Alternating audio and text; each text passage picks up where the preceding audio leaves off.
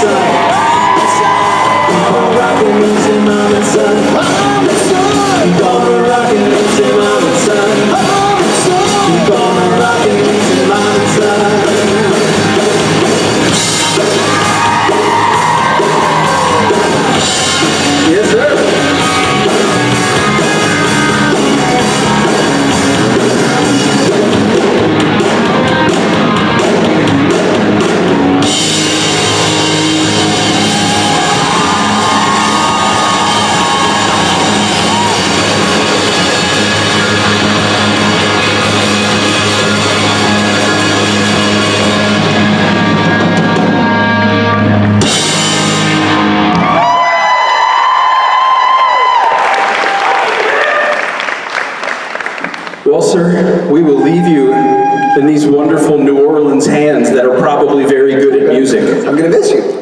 Miss you too, buddy. We'll be back. Love you, Jason. Okay.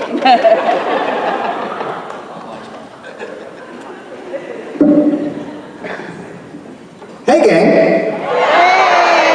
Is this on? Because I'm not quite hearing anybody. Say yes if it's on. Yeah. Hello, New Orleans. My beautiful Bayou babies. Let me just adjust one thing.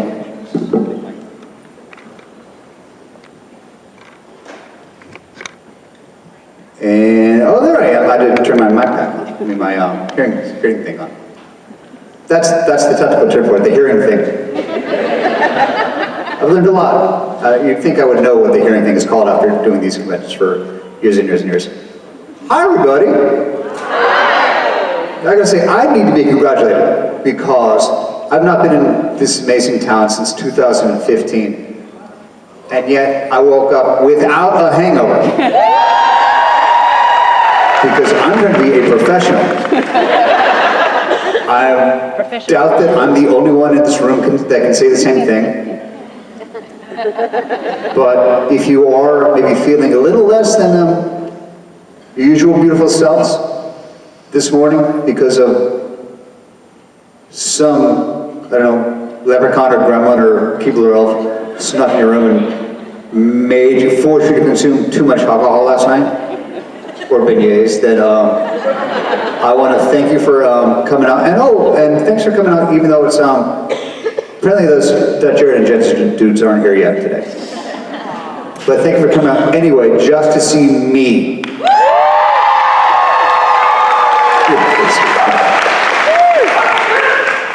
Hey gang, how's it going? All right. How are you? Would anyone like? Oh, I see a light over there, and I see Amanda wearing a fantastic T-shirt that says "Yes, we Kane." It's got a really handsome person on it. I can't see that one too, but you'll have to tell me what that is. Anyway, hi Amanda. Thanks for supporting the cause. I have to do it. I'm really excited because you and Maggie are going to be doing the podcast in Michigan. Hells yeah, we are. So my question, I thought I'd change it up a little bit and ask how much fun you had absolutely beating the shit out of Jensen. Wait, did you see the episode? Because you know what happened to Kane's. I mean, I think that was, I'm not even serious, a tie. I think he beat me, so he won. But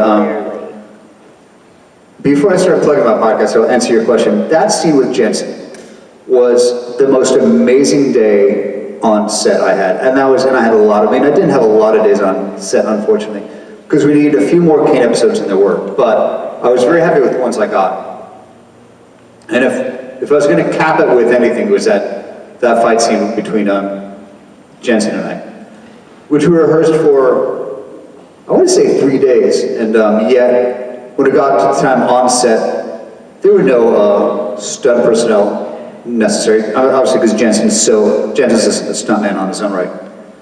So he didn't need no help. There was one moment though, I do have to be honest, where Kane throws him through the glass window, which was all me. There was no movie magic. It was all my massive muscles. But they did put a stunt person in there to have him fly through the room in the glass, because they thought, man, we can't mess this up. They got to protect that money maker. So that was an intensely fun day, and I was very proud of getting to pretend I was sort of a macho stunt performer for half a day.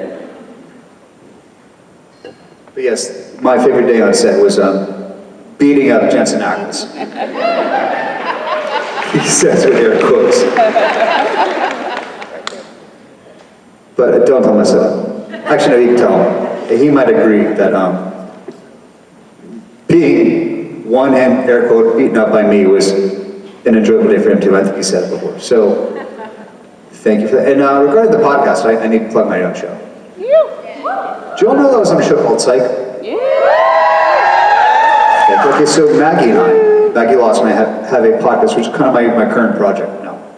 So I don't get to act as much as I'd like to, as much as I used to do this, until we get to do a 4th Psych movie. So Max and I do this podcast once a week where we take deep dives into the episodes. It's called The Psychologists Are In. Available wherever you get your podcasts, Spotify or Apple Podcasts. And it's gotten so sort of fun and popular now that we're taking a show on the road. And as Amanda said, we are going to Detroit, Michigan in May at Motor City Comic-Con and doing the show live for whichever glorious cyclist chooses to show up and help us podcast the shit out of it. So that's been kind of like my current really great joy is doing this podcast with Max and getting to relive the until Rich has me on his podcast. Remind me, later I got to text Rich and tell him, put me on the spot. Oh, Rob, I'll talk to Rob tomorrow. I think Rob's here tomorrow, so I'll tell him, put me on your damn podcast, man. Thank you, Amanda. And look this way. Oh, I like your Psych t-shirt. How you doing, Tim? I'm super good. I know you. Yes, you do. I have a Psych question. If you could cast a dream person in Psych 4, who would it be, and what role would they play? Can I have, hey, Mark in the back, can I have a little more volume on that mic? Yes, sir. And could you ask that question one more time? If you could cast a dream person in Psych 4 and a guest role, who would it be and what would they play? Got it. Dream person, Psych 4, and what would they play? Dream person would be, God, there's so many to choose from. Has to be Emilio. We're gonna go with Lin-Manuel Miranda.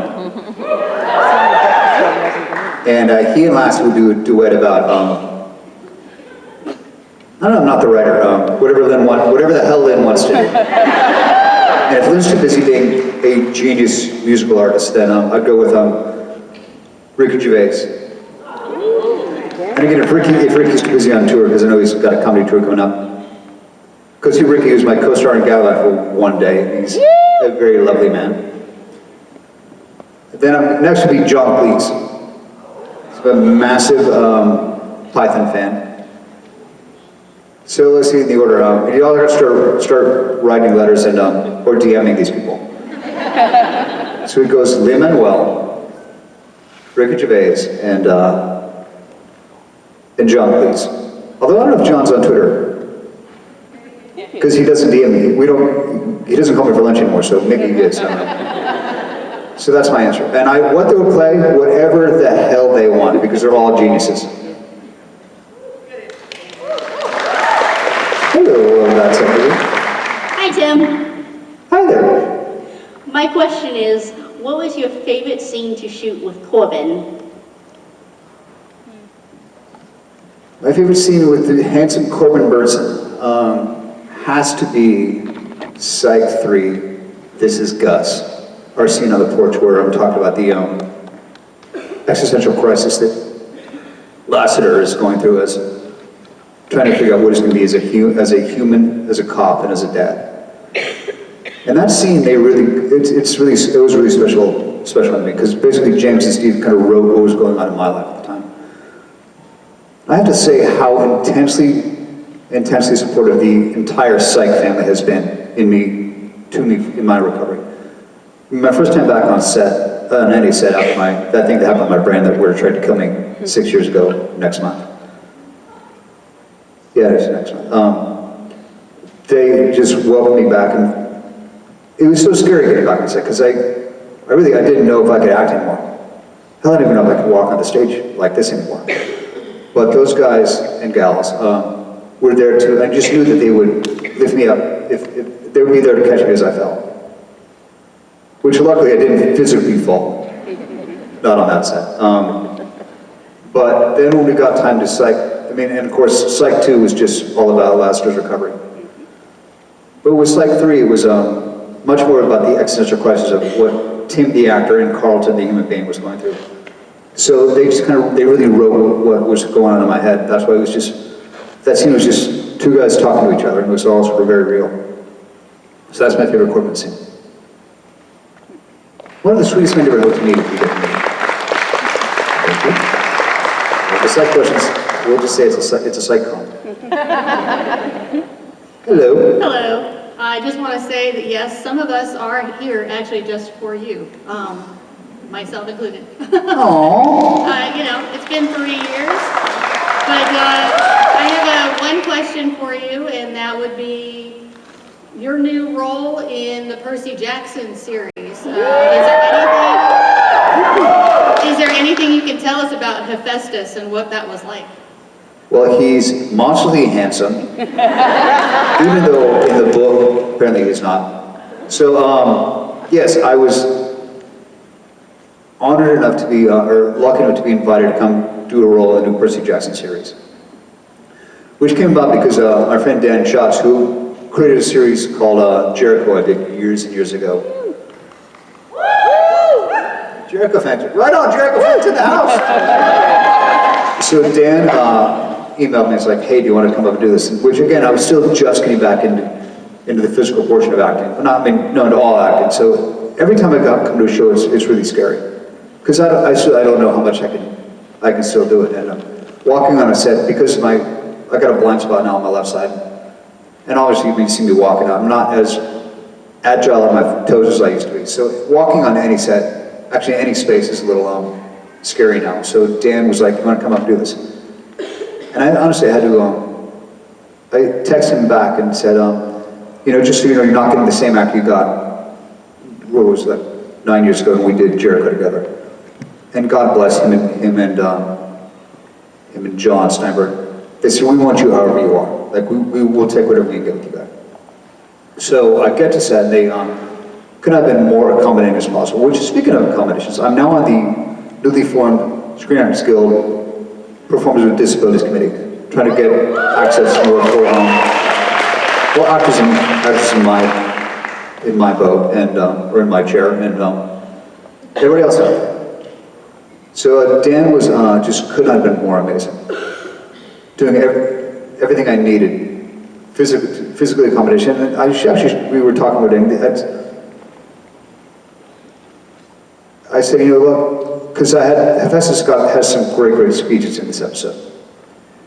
I said, one of the things that's really been my Achilles heel lately is my voice. My voice isn't what it used to be.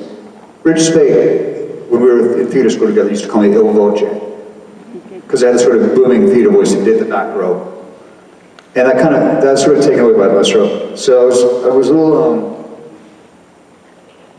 shy and concerned about my voice not being what a Greek god should be. And so he was so kind. He's good. We have an acting coach on set for the kids. It's like, how about if I send him in and we'll give you some warm-ups. So they sent their acting coach into my trailer and he gave me vocal warm-ups, like old school theater vocal warm-ups, which was incredibly helpful and accommodating. So again, it's like, I'm back to work by the grace of my friends. And just intensely lucky to have support of so many people who hired me in the past and continue to give me a shot. So let's see what you can do. And again, if I fall, I know they'll be there to catch me. But Hephaestus, I'm incredibly blessed. And I'm sure if Supernatural was still up, that gang would have me back too, and I know I'd have my back. But Hephaestus, in addition to being intensely handsome and played by a brilliant actor, was really fun to do. I mean, if you're a fan of the Percy Jackson series, this is going to blow your effing minds. It's just, the sets it's like a feature film quality. Like every day was like working on a feature film. It's just the quality that they're putting into the sets and the other actors is just top shelf. So they're really not. And Rick Gordon is the author of the books is an executive producer as well. So he's making sure that everything is perfect. And I think you will not be disappointed. In fact, I know you will not be disappointed. One of the nicest things about the tweeter when it was announced that I was playing Hephaestus, I know there've been a lot of criticism about the movies because a lot of people, Rick actually didn't really like the movies, and a lot of people didn't like the movies because they cast the main characters too old. And they were supposed to be middle school students, and they were sort of like young Hollywood actors and actresses. So it didn't quite work for the characters. So they've been really, really particular about their casting of the series. So you never know if there's going to be, I mean, casting anything now, the fans are so, can be so vocal and involved now. And frankly critical. So I was a little worried about what was going to happen when they announced that I got cast. And the best of it, the greatest criticism was that he's far too handsome to play this role. Tickled me to death, because Hephaestus is, now that I've learned, is a disabled god. Because he was thrown from Mount Olympus. Well, I mean, I don't know the lore that well, but basically he was injured as a child, so getting to actually play my disability was a great honor, really, to have them and Disney and everyone involved say, yeah, we want this guy as he is. Words and all, to say. So I know you're going to like it. Did I mention he's handsome? Some would say too handsome for the role. Hi. What is your favorite sassy Lassiter line? My favorite sassy Lassiter, as in of the I'd Rathers? I'm sorry, I'm hard of hearing. Could you say that again? Oh, as in like, as Lassiter's list of I'd Rathers?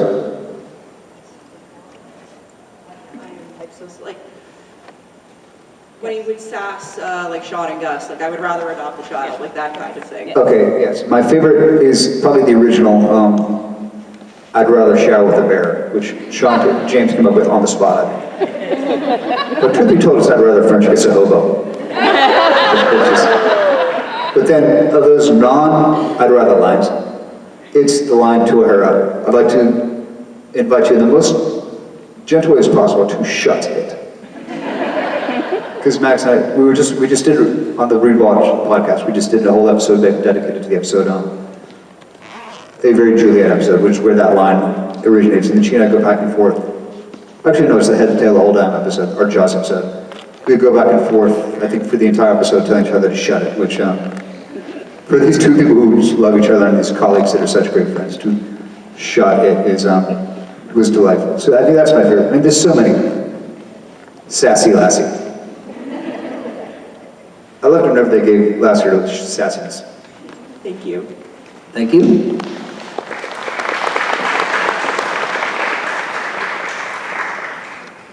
Good morning. What Morning. is your favorite song from Galavant you didn't sing but wish you did? Oh, God, that's a tough one. Y'all seen Galavant? Yes. The greatest musical of all time, other than Hamilton. That's an incredibly tough question, because Alan Menken and Glenn Slater, our lyricists, are geniuses. So it was really difficult to pick one. But I think one that I didn't sing would be Love is Strange. That Joshua Sasson, my dear friend Karen David, did such an incredible job on.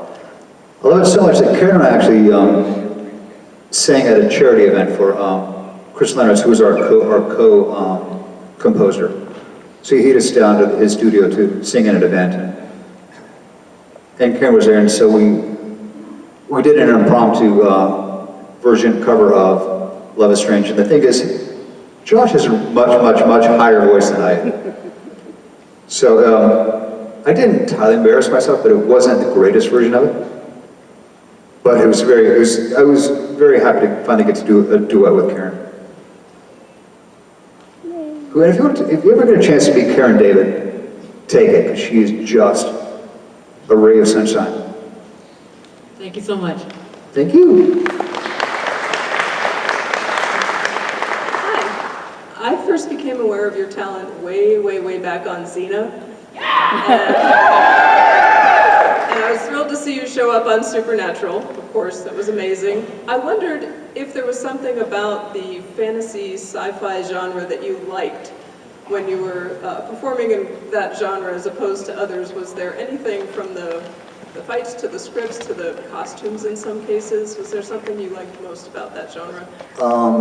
Yeah, I mean, first, the first thing that comes to my mind is being in a room like this with folks like you. I mean, because I'm not sucking up. I'm a little sucking up, but it's getting to be on the genre shows that have such incredible fan bases and get to interact with folks like you who really, it's incredible. It's TV, just you're working a bubble and you don't, unlike live theater, so you don't really get to experience the really knowing how much your work can impact people. So, in fact, Xena was the first show that brought me to creation shows. I've been doing Xena conventions for 25 years. Wow, that makes me feel old. So we just, in fact, we just had, a few months ago, we did the 25th anniversary convention and saw Lucy and Renee and everybody. And then, so the greatest thing about doing the genre shows is getting to interact with fans and the fan base that come along with you. Thank you. Thank you.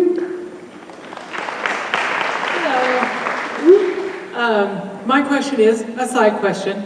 I'm just curious because watching the show, you can kind of see Lassiter's feelings towards Sean progress from hatred to kind of tolerating to even a fondness. When do you think he made that switch from, I want to throw you off a building to, I actually care about you as a friend or even just a colleague? Well, there's so much Psych questions. For those of you who haven't seen Psych, you've got 8 episodes to catch up on. 8 seasons to catch up on. So that's an excellent question. In going through, even just, did I mention I got a podcast? It's not really talking about podcast. Going through rewatching all the episodes, we're now on season 5. There's been a couple of times where you really see the beginnings of that affection grow. And I can't remember the exact scene or moment it would be where that point turns, but again, I got to credit, that is all due to Steve Franks and his incredible, Lassiter had the greatest arc, almost of any character I played. Between that, the Sean and Lassiter relationship is just gold. And God, that season finale, our hug was just incredible. I'm sort of at a loss for words because I love that show so much, I love that cast so much, and it was such an incredible, important moment in all of our lives. And the fact that all these years later, I'm still sitting in a room talking to people about it, some of which, this is not a Psych convention, right? But it just goes to show what a lucky son of a bitch I am to get to be involved in shows that really impact people's lives like this. We're still sitting here talking about the show that was off the air, I think 12 years ago. No, whatever the year was. It wasn't 12 years ago, 2014 we ended. So, James Rodriguez is a genius, because he wrote and directed so many of those episodes. Of course, as an executive producer. And B, an incredibly sweet man. I've been so freaking lucky. I think out of all the work I've done, all the other actors I've worked with, one bad apple in the bunch, whose name I'm not going to mention. Aww. It isn't worth it mentioning right away. So his reputation cut with him. But overwhelmingly, the majority have been just beautiful humans. This show, Supernatural, is a perfect example of the greatness of everyone involved, but just sort of a no-hassle policy. Because just life is too short, and the hours of television are too intense to have to work with people you don't like. So Select certainly had a no-hassle policy, and I know that there was an informal one on Supernatural, because Jared and Jensen, those guys just really, I know you all know this. It all comes from down from the top, and they set the tone of just graciousness and humanity right from the get-go. So they're not going to put up with anybody who's not of that caliber of human. And yet somehow I snuck in. Well, I think Rich Spade, who's a dear friend from college, tipped him off, paid them off, rather. And yet they're still letting me to show up to conventions. Hello. Hey, Tim. Hi. First, I want to tell you how much I love you and I love your work. I've been watching you since you were in Luck of the Irish. I'm sorry, I didn't quite hear that first part.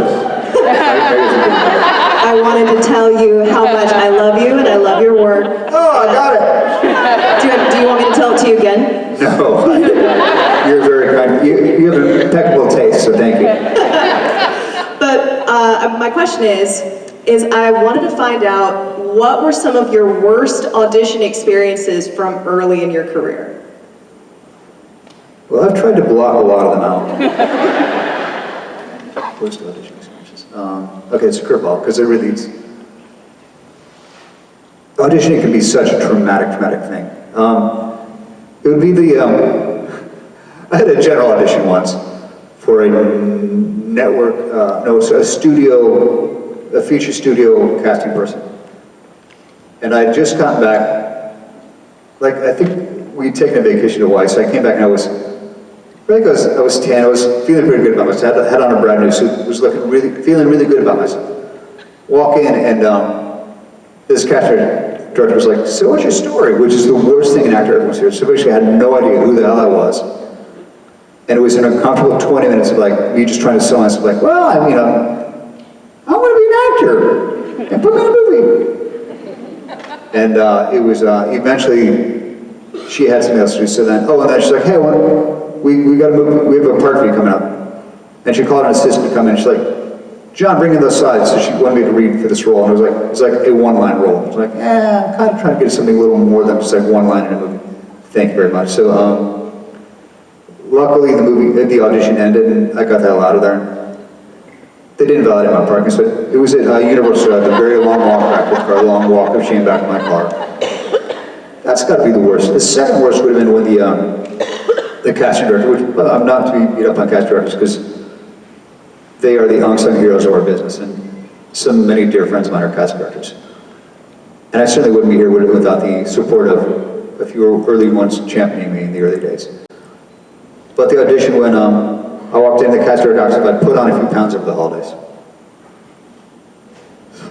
What? So I burst into tears, said maybe, and then ran out of the room. No, the tears part isn't true. There's just more of an internal shame. But I literally had a casting director ask me if I'd put on some pounds over the holidays. And again, and I'm a guy. Imagine what actresses go through. It's intensely brutal. Which, in fact, I'll tell you, if you want to see what actresses go through, and actors, there's a documentary series, there's 2 films that you should check out. One's called That Guy Who Was in That Thing, which I was a guy who was in that thing. It's a documentary about character actors. But the even more intense, and I think more important version is the sequel, which is called That Gal in That Thing, which follows several incredible character actresses, and just the stories they tell, just the hardships that actresses in particular go up against puts any complaint I would ever have as an actor to shame. So that guy who was in that thing and that gal who was in that thing, but specifically that gal. Thank you for bringing up the drama. Thank you, Tim. I'm an actor, and I know, I will definitely be watching those movies. Don't let it discourage you then. Because it just shows the brutal parts of it. But you seem like you're not the type to get discouraged easily. Thank you. Thank I appreciate you. it. Kick ass. Hello. Hi. Oh, can you hear me? I can hear you, thank you. Okay. So this is my first time, so I'm sorry if you've been asked this before. But what was the process of getting the role of Kane, or what was the most appealing thing to you to play that role? Oh, God, I can't believe you asked that question. First of all, welcome to your first Supernatural convention. We love having newbies here. I'm sorry? We love having newbies here, and as you can obviously tell, they're a pretty sweet group. What's your name? Alejandra. Or Ali. Hi, Ali. Everybody say hi to Alejandra. Hi, Ali. Welcome. So don't be surprised when if people just randomly see you outside and give you a hug and say welcome. Okay, I won't be. Because that's the kind of group you're in now. The process of getting Kane was, like many jobs for me, it boiled down to Rich Spade. Rich Spade put in a good word for me on Jericho, which was previously we were plotting before. And through Jericho, I met Robbie Thompson. And saying those guys are pals. So I think Robbie and I became pals and reached out to me one day and was like, hey, I'm doing the show and we got this thing for you. So the audition, the process was just standard audition, and I went in and tried to look as menacing as I could. Tried to look taller. Might have put some padding on my shoulders so I looked big like the boys. Didn't work, but I fooled them well enough to get the job. But The really exciting part was when they brought Kane back. And I got to meet with Bob and say, they're like, what do you want to do now?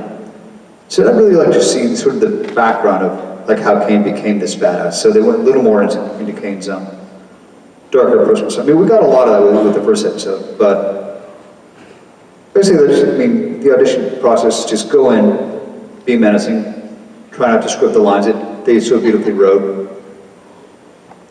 And then if you're lucky, you get to set, and then you try and do the whole thing over again and not embarrass yourself or anyone else around you.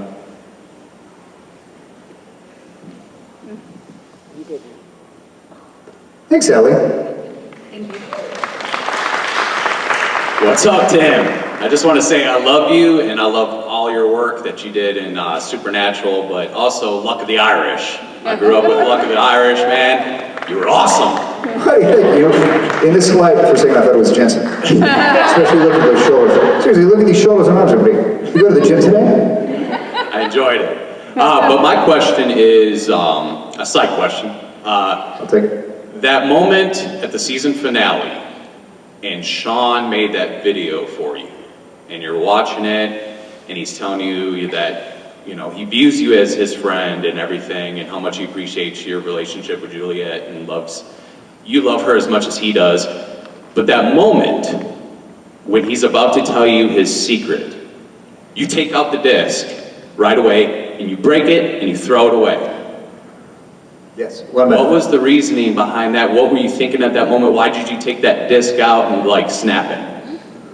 Well, I mean, first reason is because it was written in the script. But substantially, it's because Lassiter knew, and I'm not going to spoil, I'll tell you what he knows, but Lassiter knew, and secondly, he didn't need confirmation of it. And not only did he not need it, he didn't want it. I think he just wanted to leave their friendship where it was. His respect level, because it wouldn't have changed his respect level of Sean as a human and a detective. And it was written in the script. And it was such a beauty, and I loved it. It was such a fun moment to play. Well, your performance in the whole show and everything you've done has been very inspirational, and we all love you. Thank you so much. Thanks, man. What's your name? My name's Dustin. Dustin. Hopefully I'll try to remember if I run it again. But thank you. I really appreciate that. Thank you so much. Thank you. To go all the way back to Luck of the Irish, the hooky boy. Evil Leprechaun. 20 years ago. Hello. So I'm a special education teacher, and I was wondering if you had any books and or TV shows that have main characters who have disabilities that you could recommend for me and my students?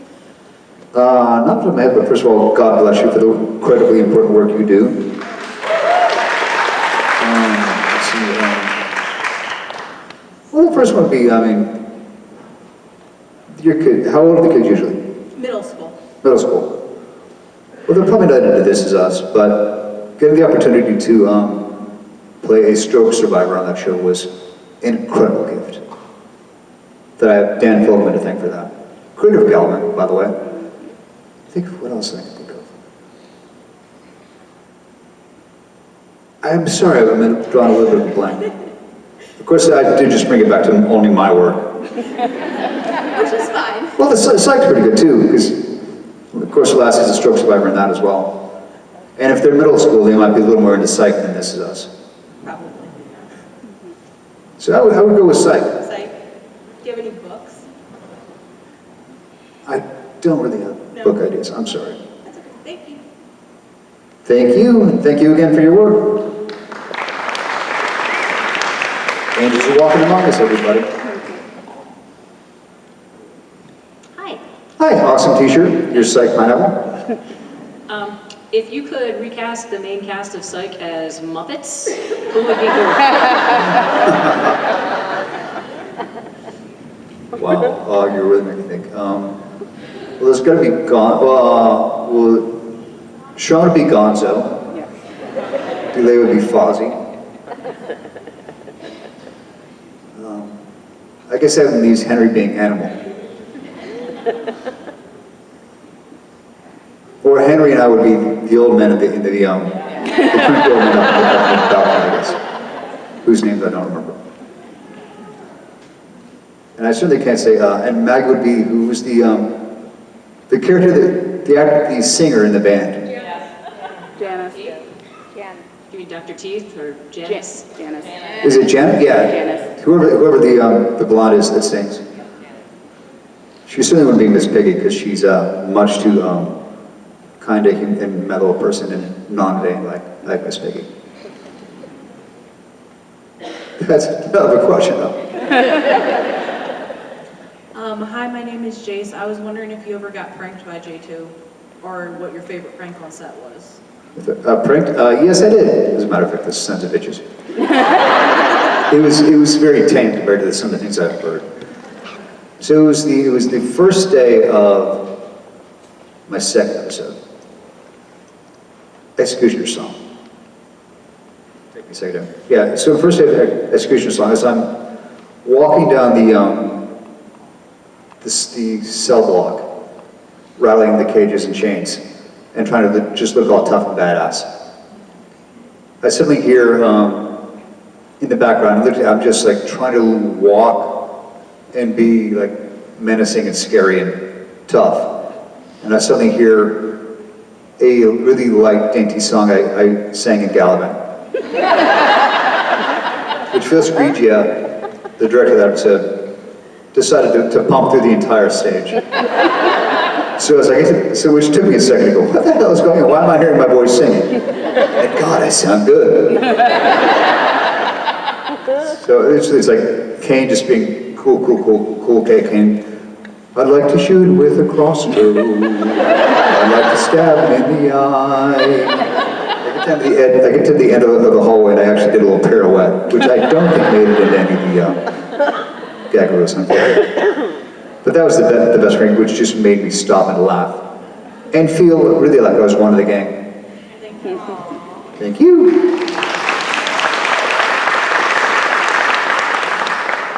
Hi Tim. Hello. Is there any musicians that you would like to work with on future projects that you haven't gotten to yet? Yes, many actually. And that's, other than my voice, what I was saying earlier in Percy Jackson, my speaking voice is weird to me. The stroke also took my singing voice, which bugs me a lot, because I got really comfortable singing through Galavant. So, and if you've been to some Lounge Swain shows, you know I played harmonica with them a couple times. So I'm not quite back to my harmonica days, but I'm hoping to get back to being able to play harmonica, getting my breath working enough to play harmonica with the boys again at a Saturday night special one of these days. So these are the goals I set. In fact, I texted Rob yesterday, I was on the plane, I was like, when are you coming over so we can play guitar and I can practice harmonica? So I'll bug him about that tomorrow when he's on stage. So hopefully that'll be soon, but I wouldn't mind working with Lin-Manuel. Just, the greatest American musical theater creator of our day. But then in real life, I actually have gotten to play twice with Frank Turner, my musical hero. So that was, and I've had some pretty amazing ones, but I still got a little work to do before I'm back up on stage, playing harp and singing. Well, I know I'm very excited to hear you sing again, because it's always beautiful. Thank you, man, I really appreciate that. Actually, in more American performers, I'm trying to get my voice in shape so Maggie and I can do some duets again. Like we used to sing a lot on set. And we at the rap parties of Psych, Psych had a great crew band. And we'd always play together at our rap parties. And Max and I sang that multiple times. And she's got an amazing voice. And as we're taking our podcast on the road, we want to start incorporating a musical element to it. So I got to start singing again. So I'm getting there. But these are my goals I'm working on. So thank you for bringing it back up and reminding me. Thank you. Thanks, man. Hey there. Hello. This question's kind of long, so I apologize in advance. But I'm sitting down, I got nowhere to go. So I was curious, just as an actor, really in any project that you've done, Supernatural, Psych, anything, even Percy Jackson, have people come to you or have you said something about the script or the setting or certain characters, the plot line, and had an overall effect on how the outcome was that we never got to really see the original version of. If that makes sense? It kind of does. I mean, for a while, my friends and I had a joke that my buddy was like, Tim, be honest, you had a stroke just so you could get on This Is Us, didn't you? But I've been so fortunate, as I mentioned before, of friends and colleagues that have put me back in the game, and especially with This Is Us, because Dan created Galavant. He was following my progress, my recovery, and I was at dinner, actually, with my friend Karen Davis, who I mentioned earlier, and he and one of our producers was there, and he was like, you know, Dan and I were talking, and we thought that maybe we could put you on the show, and I thought, well, maybe I got in a wheelchair, I didn't know how that was ever going to happen. But then once I started walking again with the stick, I got a text from Dan saying, you know, I'm thinking about running a guy deep in recovery from a stroke. I was like, put me in coach, but I said, but if we do it, I want to show warts and all, I want to show all the ups and downs. To the point where even, like they wrote us my own internal thoughts into that role of Gregory. And same with Psych, like James and Steve know me so well, and they wrote what I'm going through, especially in the third movie. But I'm hoping to get more opportunities to keep shining a light on this particular road, not just, but speed bump that people get. Thank you. Thank you.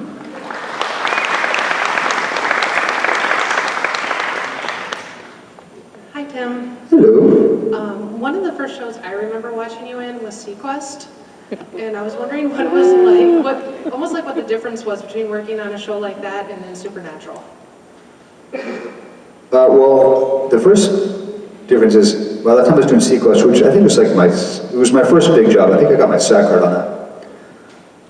First thing is, I had no idea what the hell I was doing on Sequest.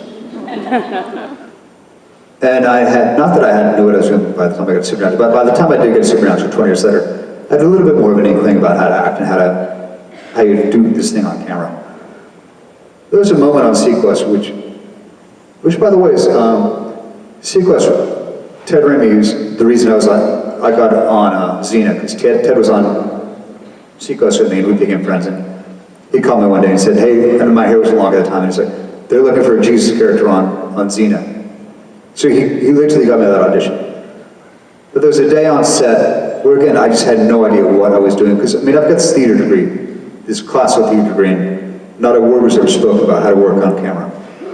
So I was lucky enough on that job it was sort of on-the-job training. There's a scene I was doing, you know, we were on this submarine in the future. So I'm in this little tight space with Roy Scheider. Fresh out of theater school, pretty much. And I'm doing my monologue, very theatrically, very like I'm on center stage. And he looks at me and goes, this is Academy Award winner, legend, Roy Scheider. He goes, hey, kid, you don't have to project. You got a microphone taped to your chest. And I looked at the microphone and went, oh, wow, thanks, Mr. Scheider. Like, I had no idea. But yet they still didn't, they let me keep trying to figure it out on set while I was working, and these days, like, actors don't get that opportunity. It's like, if you're lucky enough to get a job, but a lot of it is luck. By the time you get to your second job, you really better know what you're doing. So actors don't get the opportunities to sort of do on-the-job training anymore. So that was the greatest thing about Sequest and Stephanie Beacham, this wonderful actress, taught me how to do off-camera where, you know, she's next to the camera, your co-star is next to the camera, and you're sitting there doing lines, and you try and sort of be not too far out of their eye line, and I was like literally like trying to lean over here, because I didn't know thought I'd be distracted. She's like, no, Doug, put your face right next to the lens. Again, I had no idea like this is how you do it. Hey, it's handsome Jason Mans, everybody. Hello, sir. How are you? Are you the hook? No, I'm just kind of the hook, but not, it has such a bad connotation to say the hook. But I'm not. I'm just here to inform you that unfortunately, it's time to give the stage over to another guest that I'm keeping. There's other guests here? Yes, sir. Who's next? Adam Rose. I know. But that's a secret. Don't tell the people in the audience because I have a big reveal planned. Get y'all in for a treat.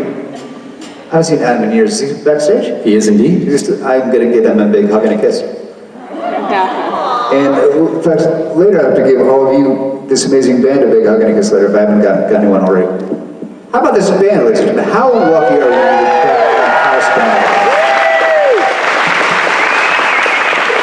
But I'm putting my microphone down and walking away